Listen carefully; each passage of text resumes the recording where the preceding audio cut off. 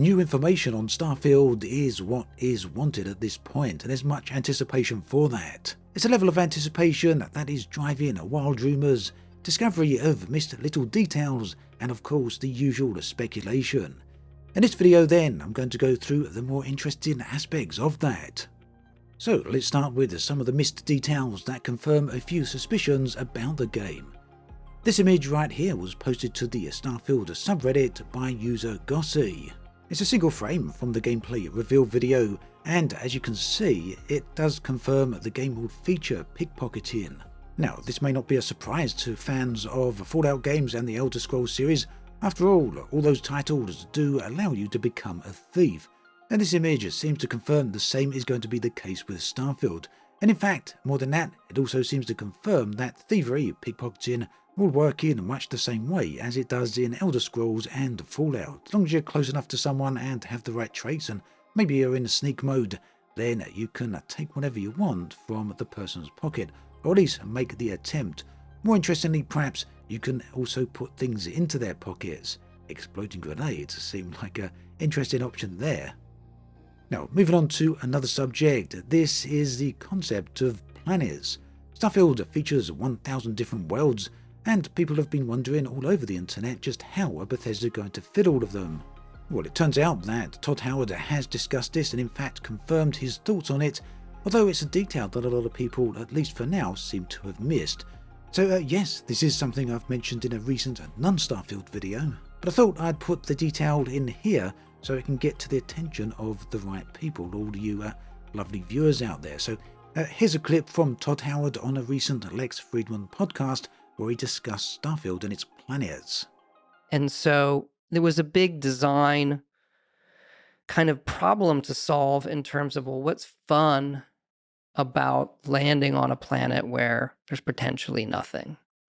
Because there's a lot of planets and moons, if you kind of, right, in reality, that, well, there's nothing on them except resources. And so we spent a lot of time figuring out, okay, let's just lean in on that can be a lonely experience, as long as we tell the player, here's what's there, here are the resources that are there, go find them.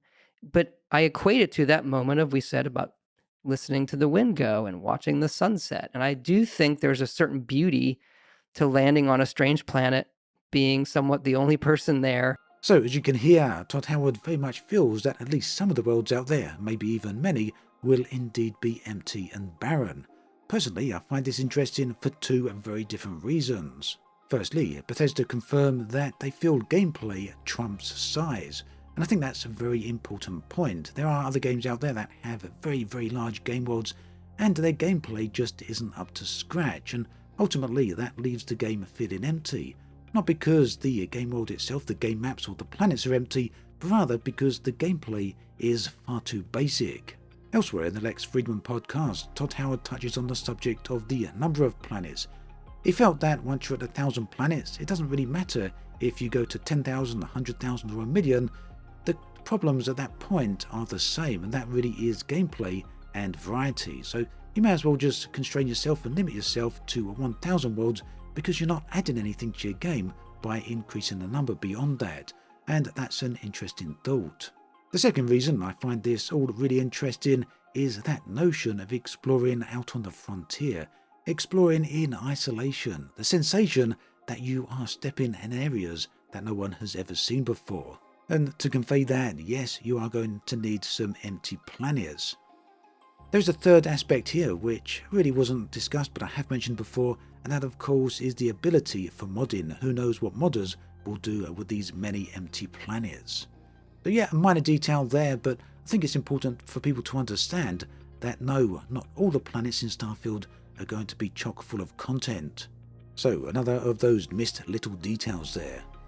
Now, moving on to Rumours, we have the thoughts, of course, on release dates. This one is, well, not all that interesting really, because release date rumours are starting to get perhaps a bit out of hand and not all that interesting. I know everyone really does want to know when to expect the game. For now though, we just don't know.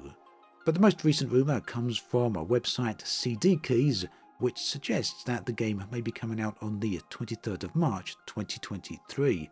and that this would be an interesting play on dates. It would be 23-3-23 if you're in the UK or some places in Europe, or elsewhere, maybe in the United States, it would read as 3-23-23.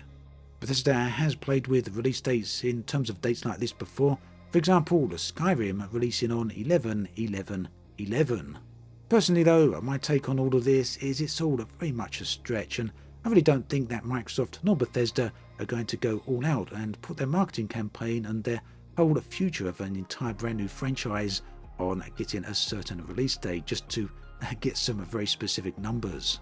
So, an interesting rumour perhaps, but one which I'll take with a very, very, very tiny pinch of salt, and certainly wouldn't give too much credence to it. But it's something I wanted to point out, as it's certainly doing the rounds on the internet at the moment over the past few days or so. And finally, one other little idea here, again coming from Reddit this time, about the thought of a GTA-styled radio station within Starfield. It's something that quite a few users, quite a few potential players of the game seem to want, or at least like the idea of. Now, I don't really know how this would work in practice when it comes to Starfield, as after all, the game is set many hundreds of years in the future. So it could mean two different things if such a thing were to happen.